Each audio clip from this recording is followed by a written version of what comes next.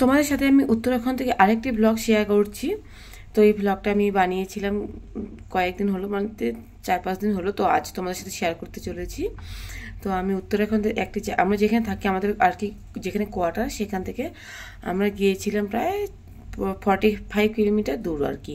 ওখানে মেয়েকে ডক্টর দেখানোর জন্য গিয়েছিলাম। তো যাওয়ার সময় যখন আমরা বেরিয়েছিলাম ঠিক ওই টাইমে ওয়েদারটা আর কি অতটা খারাপ ছিল না। তো এদিকে যেরকমটা হয়ে থাকে 2-3 মাস ধরে, তো আর কি রৌদ্র সেরকমভাবে ওঠে না, হালকা হালকা। তো এইভাবেই তো চলতে হয়, তো কিছু করার নেই। তো যাই হোক, আমরা বেরিয়ে পড়েছিলাম সেই অনুযায়ী। তো কি 10-15 মিনিট যাওয়ার পর দেখি যে এরকম বেশি আর কি কুয়াশা, আর কি যেরকম শীতকালে আমাদের ওখানে হয়ে থাকে, অনেকটা বৃষ্টি টাইপের হয় কুয়াশাটা। তো এরকম প্রচুর হচ্ছিল। তো কিছু করার নেই, যেহেতু বেরিয়ে পড়েছি আর আমাদের যেতেই হবে, আর এক্সট্রা তো ছুটি নেওয়াও যাবে না। তো এইভাবে যাচ্ছি। দেখো ওয়েদারটা কীরকম হয়ে আসছে। তো আর এমনি তো ভালো লাগছিলো, চারদিকটা খুবই সুন্দর লাগছিল। তো তাই তোমাদের সাথে ভাবলাম যে একটু শেয়ার করি। তাই তোমাদের জন্য আমি এই ভিডিওটা বানিয়েছিলাম। তোমরা কিন্তু অবশ্যই দেখো।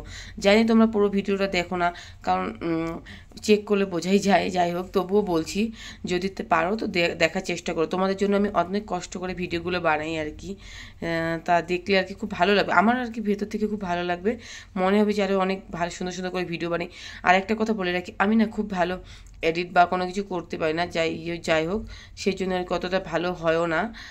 এমনি জাস্ট মোবাইল থেকে একটু ভিডিও করে নিই, বাস ওটাই। আমাকে হেল্প করার মতো কেউ নেই। আমার বর তো এগুলো ধারে কাছে আসে না, কারণ ওর কাছে কোনো রকম টাইম নেই। সেই জন্যই আর আমি কিছু করলে আমাকে বকাও দেয় না যে তুমি ভিডিও করছো, বা এমন কিছু বলেও না। যাই হোক, তো ওর কাছে সেরকম কোনো টাইম নেই এইসব করার জন্য। তো এই যাওয়ার সময় এত সুন্দর ভিউগুলো লাগছিল। তো প্রথমে 10 কিলোমিটার মতো ওরকম ওয়েদারটা ছিল। দেখো 10 কিলোমিটার আসার পর ওয়েদারটা কত চেঞ্জ হয়ে গেল। আসলে এদিকে না ওয়েদারটা এরকমই হয়, মানে এই ভালো এই খারাপ। যাই হোক, এ দেখো ঝর্ণার জল আসে, এইসব জায়গা থেকে না সবাই জল নিয়ে নিয়ে মানে বাড়িতে নিয়ে যায়, এই জলগুলোই খায় আর কি। যাই হোক, তো যাচ্ছিলাম, তো ভিউগুলো এত সুন্দর লাগছিলো, তো মাঝে মাঝে ভিডিও করেছি। পুরো ভিডিও তো আর করা সম্ভব না। তার মধ্যে আমরা স্কুটি করে যাচ্ছিলাম, আমার মেয়েও ছিল সাথে। তো আর কি অত ভালোভাবে তো ভিডিও করা পসিবল না, বুঝতেই পারছো। যাই হোক, যতটুকু পেরেছি তোমাদের জন্য তুলে ধরেছি, তোমাদের সাথে শেয়ার করছি। তো দেখো, তো অনেকটা পথ আমরা এখন কিন্তু চলে এসেছি, প্রায় 20 কিলোমিটার চলে এসেছি এই জায়গাটাতে। এখন এই জায়গাগুলো না জার্নি করতে করতে না আমার পুরো মুখস্থ হয়ে গিয়েছে রোডগুলো সব দিকে। আর আমরা টাইম পেলেই বেরিয়ে যাই ঘুরতে। দেখো নিচে কত গ্রাম, ওই দেখো নিচে নিচে আমরা কিন্তু অনেকটা উঁচুতে রয়েছি। আর আমরা যেখানে যাচ্ছি ওটা কিন্তু সমতল এরিয়া, প্রায় অনেকটা সমতল। আমরা সব থেকে উঁচু জায়গাতে থাকি আর কি। তো আমরা যে জায়গাতে থাকি না, সেটা দার্জিলিং থেকে অনেক উঁচু জায়গা আর কি। তো একদিন আমি তোমাদেরকে সাথে শেয়ার করবো না সেটা আর কি কতটা উঁচুতে আছি। মানে কি বলবো, এতটা উঁচুতে থাকি আমরা। দেখো অনেকটা নিচে আসতে হয়। তো 40-45 কিলোমিটার রোড, যেটা মানে কি বলবো 1 ঘন্টাতে আসা যায়, সেই রোডটা আর কি প্রায় 3 ঘন্টা লেগে যায়। আর আঁকা বাঁকা রাস্তাও মানে খুব একটা চওড়া না আর কি। যা দেখতেই পারছো। মানে কি এই রোড যেহেতু 45 কিলোমিটার, আমাদের দিকে সমতলে হলে কতক্ষণ লাগতো, আর 1 ঘন্টাই লাগতো, বা 1 ঘন্টা 1.5 ঘন্টা লাগতো। এখানে 3 ঘন্টা লেগে যায়। যা আসার মানে আমরা যখন নিচে নামি আর কি, তখন তো খুব কম, একটু টাইমটা কমই লাগে, বাট যাওয়ার সময় আর একটু বেশিই লাগে। তো এখন আমরা একটু বেরিয়ে পড়েছিলাম 9টার দিকে, সকাল 9টার মধ্যে বেরিয়ে পড়েছিলাম, কারণ 12টার মধ্যে তো পৌঁছতেই হবে, ডক্টর দেখানো আছে। তারপরে আবার আমাদের কিছু কেনাকাটাও আছে টুকটাক, তো ওগুলো করে আবার বাড়ি ফিরতে হবে। তো তার মধ্যে পাহাড়ি রোড, যখন তখন বৃষ্টি হলে ধস নেমে পাহাড়ের রাস্তা ব্লক হয়ে যায়। তো যাই হোক, সেই জন্যই আর কি ওইভাবেই সকালে একটু তাড়াতাড়ি বেরিয়েছিলাম, আবার আসারও ব্যাপার থাকে। তো দেখো একটুখানি আসলাম, কত সুন্দর ওয়েদার ছিল, দেখো আবার সেই সেম অবস্থা, কুয়াশা কুয়াশা ভাব আবার দেখা দিয়েছে। তো এরকমই হয় এদিকটা, কিছু করার নেই, এভাবেই চলে। এখানকার মানুষজন এভাবেই চলতে হয়। কতটা সুন্দর দেখেছিলে না ওয়েদারটা, বাস দেখো আবার এরকমটা হয়ে গেল। তো এইভাবেই চলছি আর কি। তা আমার মেয়ে তো পুরোই প্রায় মাথা ভিজে গিয়েছে, আমার মাথা পুরো চুল ভিজে গিয়েছে, কিছু মানে এরকম অবস্থা। তো আমার বাচ্চাকে নিয়ে খুব টেনশন হচ্ছিলো যে ওর সর্দির জন্যই যাচ্ছিলাম ডক্টর দেখাতে, তারপর আবার বেশি হয়ে যায় না, এই জন্য। দেখো এখন আবার ঠিক হয়ে গেল। এই তো এখানকার পাহাড়ি ওয়েদার, তো যাচ্ছিলাম। আর হচ্ছে অনেকটা প্রবলেমও হয় এতটা লং জার্নি করতে। যাই হোক, সব মিলে পাহাড়ি পরিবেশ না, একদিকে খুব ভালো, এখানে প্রচুর টুরিস্ট আসে ঘোরার জন্য। তো পাহাড়টা অ্যাকচুয়ালি থাকার জন্য ভালো, খারাপ না বলবো না, সেটা না। তো অনেক কিছু প্রবলেম হয়, তো সব কিছু মিলিয়ে চলতে হয় আর কি। যেমন ইলেকট্রিসিটির অনেক প্রবলেম হয়, কিছু একটা প্রবলেম হলে কারেন্ট চলে যায়। দেখো এই যে এদিকে কি সুন্দর ঝর্ণা জল আসছে, দেখতে কতটা সুন্দর লাগছে না।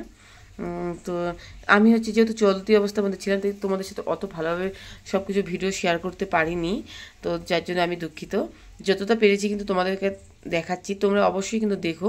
এই যে একটা পাইন গাছের ফরেস্ট, এটা এটা এটা প্রায় 2 কিলোমিটারের মতো এরকম থাকে, পাইন গাছ বলে এটাকে, এটার ফরেস্ট এটা।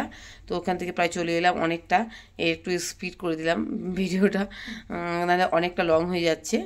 তো আসার পরে এই যে দেখো এখনও প্রায় 10 কিলোমিটার মতো বাকি রয়েছে, যে আমার মেয়ে ঘুমিয়ে পড়েছে একদম পুরো ঘুম, কারণ দেখো অনেকটা সমতলে চলে এসেছি। এখন আমরা যেখানে পৌঁছবো প্রায় 10-12 কিলোমিটার মতো বাকি রয়েছে। এই মাঝে মাঝে হোটেল দেখতে পাচ্ছ, এই যে রাস্তায় যেখানে কিন্তু প্রচুর ভাঙচুর ধস নেমেছিল, রাস্তাটা এখানে ভাঙচুর ছিল, তো এখানে স্পিড হয়ে গেছে। যাই হোক, এই জায়গাটা গত বছর যখন এখানে ছিলাম না, এখানে প্রচুর ধস নেমেছিল। তো এদিক থেকে তো সব আমরা যেখানে থাকি সেখানে বাজার ঘাট মানে সবজি সব কিছু এখান থেকেই যায়। তো না তখন কি হয়েছিল, হেলিকপ্টার দিয়ে সবজি নিয়ে যেত আর কি, এরকম অবস্থা হয়ে গেছিলো। যাই হোক, আমরা পাহাড় পেরিয়ে এখন শহরে ঢুকে গেলাম। আমরা যেখানে আসছিলাম যে সেই জায়গার নাম হচ্ছে কোটদুয়ার। হরিদ্বার এখান থেকে প্রায় 8 ঘন্টার মতো মনে লাগে। তো যাই হোক, আমরা কোটদুয়ারে পৌঁছে গেলাম। এই দেখো আমরা এখন সিটি এলাকায় চলে এসেছি পুরোপুরি। খুব ভালো লাগছে, অনেক দিন পর আর কি এসেছি পাহাড় ছেড়ে নিচে। যখন পাহাড়ে দেখো কত বাদরের দল রাস্তার সাইডে সাইডে। আর এখানে একটা মন্দির রয়েছে, এই মন্দিরটাতে যাওয়া হয়নি, এরপর একদিন টাইম করে আসবো, ওখানে পুজো দিতে যাবো, তো তখনও শেয়ার করে বাস আমরা এখন বাড়ি চলে যাচ্ছি। হয়ে গেল আমাদের যা যা কাজ ছিল সব কিছু তোমাদের বাকিটা আমি শেয়ার করতে পারলাম না, কারণ ওই টাইমটা আমার বর একটু রাগ হয়ে যাচ্ছিল, বলছিল আমরা একটা কাজে এসেছি, এখন মোবাইলটা বন্ধ রাখাই ভালো। তো সেই ভিডিওগুলো তোমার সাথে শেয়ার করতে পারিনি।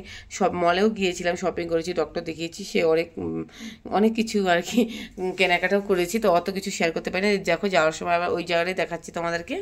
এই যে ভাঙচুর হয়েছিল মানে ধস নেমে গিয়েছিল, প্রচুর খারাপ অবস্থা ছিল। ওই বছর 1 মাসের মতো কোনো সবজি যায়নি এদিক থেকে, দুধের গাড়ি কোনো কিছু না, সব কিছু বন্ধ ছিল, শুধু হেলিকপ্টার দিয়ে আর কি সবজি দুধ এসব যেত।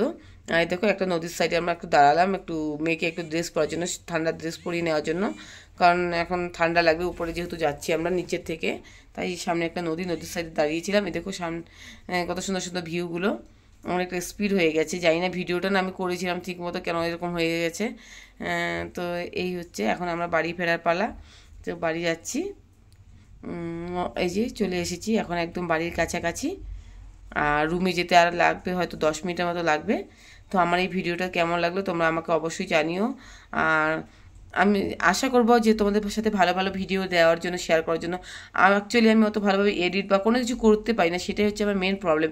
কেউ যদি একটু আমাকে হেল্প করতো বা দেখিয়ে দিত খুব ভালো হতো। যাই হোক, নিজের প্রচেষ্টা যেটুকু করছি সেটাই অনেক, কিছু করার নেই।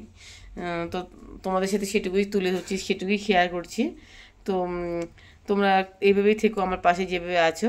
বাই, আজকের মতো, আবার কালকে নতুন একটা ভ্লগ নিয়ে আসার চেষ্টা করব যদি টাইম পাই। জানি না, আমি বাচ্চা নিয়ে থাকতে হয়, কত রকম প্রবলেম এসে যায়, কাজকর্ম, তার মধ্যে ওর পাপার ডিউটি থেকে টাইমলি রান্না বান্না করতে হয়, তো সব মিলিয়ে অনেক প্রবলেমও হয়ে যায়। যাই হোক, দেখি কতটা পারি তোমাদের সাথে চেষ্টা করবো। আমি একটু অ্যাকচুয়ালি আমরা যে জায়গাতে থাকি খুবই সুন্দর পরিবেশ, বাট অতটা ভিডিও করার মতো টাইম হয় না, আর লাইভ করা তো যায় না, মানে কারণ হচ্ছে অ্যাকচুয়ালি নেটওয়ার্ক থাকে না, শুধুমাত্র রুমে ওয়াইফাই আছে দেখেই নেটওয়ার্কটা পাচ্ছে, না হলে তো একদমই নেটওয়ার্ক ছিল না। এই তো চলে এসেছি আমরা বাড়ি। বাই, আজকের